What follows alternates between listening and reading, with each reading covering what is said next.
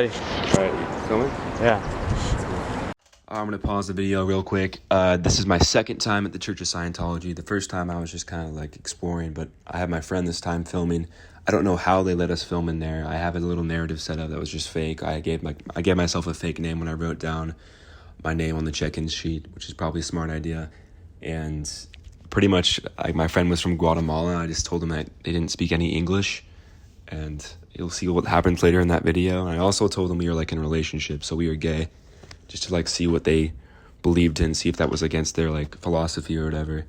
I didn't get as much footage as I would like, but it was still a pretty good video, and I got to see like how they kind of introduce people, kind of how they like propagate their ideas.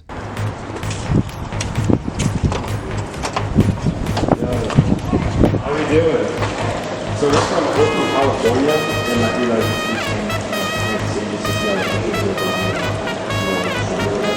so my dad was from Scientology, and they're like studying like these birds right now or whatever. Like they do.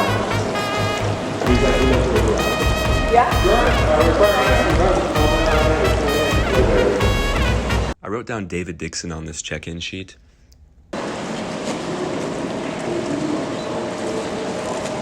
Temperature here? Yeah. Is COVID like a big deal here? Like in LA, it's a big deal. In LA, it's insane. Like it's I mean, it's probably not as big of a deal. really. Yeah. Any symptoms of illness recently? No. Good. Been around anyone who's ill? Good. Anyone in your household or anyone else you know? Right. Good. And I'll get you someone to give you a tour.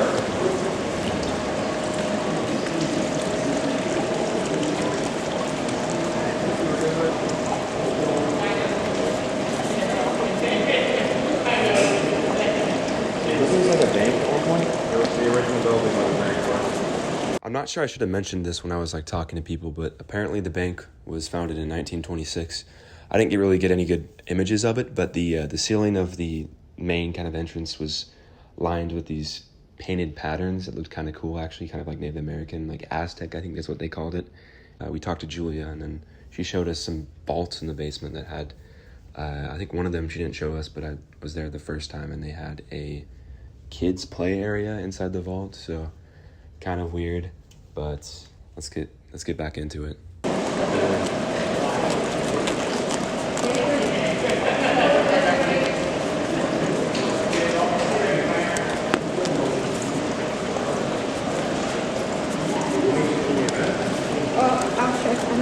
Can we go to the event?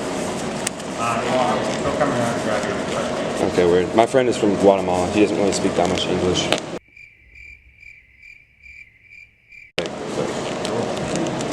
Showing him around.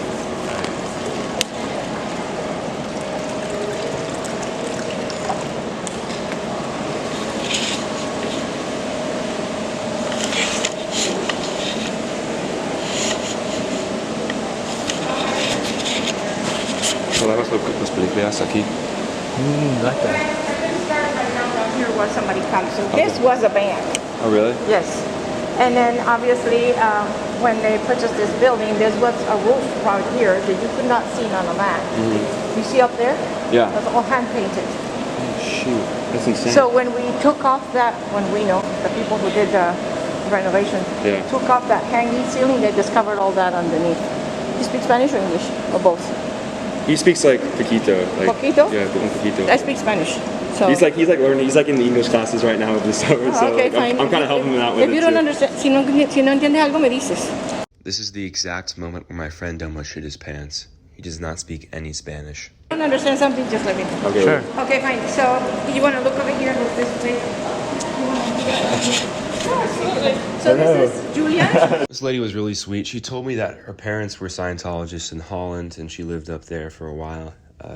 When I was here for the first time, I got to go upstairs, and I was asked to leave. I was in the gift shop area, and I was looking through all the crucifixes and all the stuff with the ordained ministers.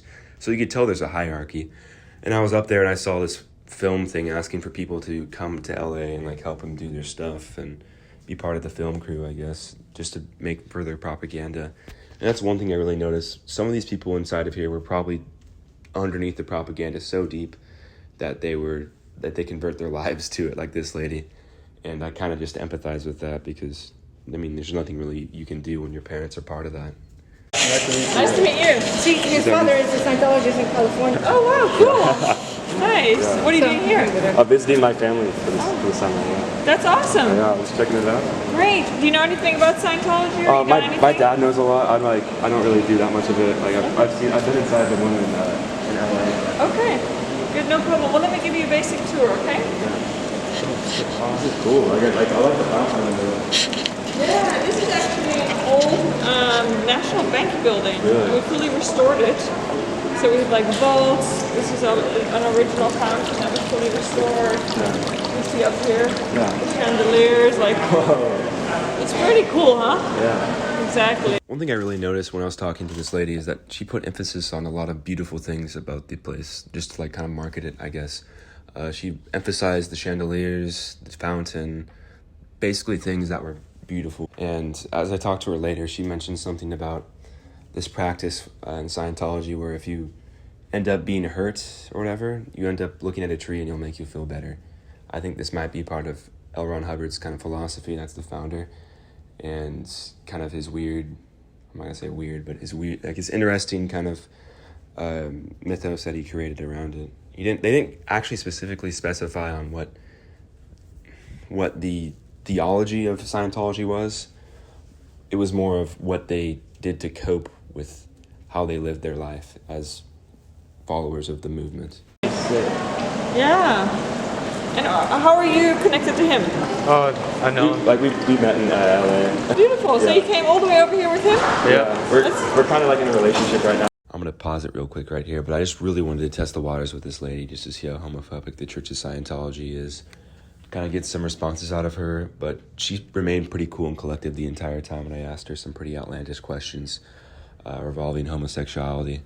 And yeah, so they can tell like at least her interpretation is that they're kind of open to it, but I've seen some accusations online about stuff like that, and they seem pretty aggressive towards some of that, so Kansas City, it might be different here. Right, well, here we go. So basically, we are standing here in reception by the fountain. Okay, so welcome to the Public Information Center, which you'll see is right here all around you. Okay, and we have a lot of information about what we do in Scientology, what we believe in, who's L. Ron Hubbard, and how the Scientology. That's the founder, right? Yeah. Oh my gosh. Exactly. So let me show you over here. Come this way. Yeah. You take one of these CDs? Yeah, of course. Oh, sweet. You want one? I'm okay. Yeah. So this will be your copy. Okay. And this will be your copy. Oh, sweet. And there's basically a suggested tour route here. Okay. Begin with L. Ron Hubbard. Then there's Dianetics. Okay, and I'll show you how this works. So throughout the first floor, they have these different TVs set up to give off more information about the Church of Scientology. This one was about L. Ron Hubbard. The one after, I think, on the tour route was about Dianetics. The one after, I think, was about like their core beliefs. There's like 10 of them or something like that.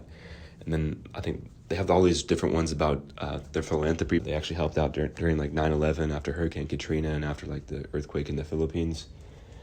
And they also have this drug-free stance where you can't get chemotherapy if you have cancer, and you can't drink alcohol or do anything like that, which I found really interesting.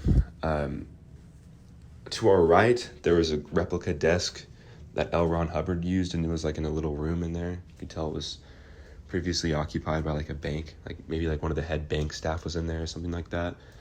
I didn't get any photos of that, but it was really interesting. They also had these CDs throughout the entire place, and so I asked for one earlier, and I think you can just take them, but they actually sell books there that go over the process of Dianetics in detail. I did not want to buy one of those things. Okay, so basically every single one of these displays has an introduction. So I would suggest you watch that one first because it gives you an overview of the subject. Yeah. Okay? And then after that you can watch as many videos as you like. Okay, weird. Okay, you can just stay here as long as you like. Can we like bring sleeping bags? What? No, we close at 10. Okay, 10, okay. Okay? Okay. But you can otherwise stay as long as you want. Okay. I'll be your host, so if you have you. any questions, you just ask me, okay? Okay, sweet, thank you. Exactly, so that's for you. Thanks. Now, do you guys want some water or anything? Yeah, can we get like a water, yeah. Yeah, of course. Go ahead, take a seat. I'll get this started and I'll bring you some water, okay? Thank you, Yeah. appreciate it. And here you just literally press play and here's the volume, okay? Okay, thank you. Okay. Oh, Ron Hubbard. Yeah, exactly. Check it out. So that is all the footage we managed to get for this video. If you guys want to see more content like this, don't forget to like and subscribe. I'm surprised they let us record it all, considering the first time I was there, they were actually kind of pissed off and they wanted to see my phone to remove all the footage I got on there. Hope you guys have a good day, and I hope you guys have learned something and have a better understanding of one of the biggest religions that came out of the 20th century.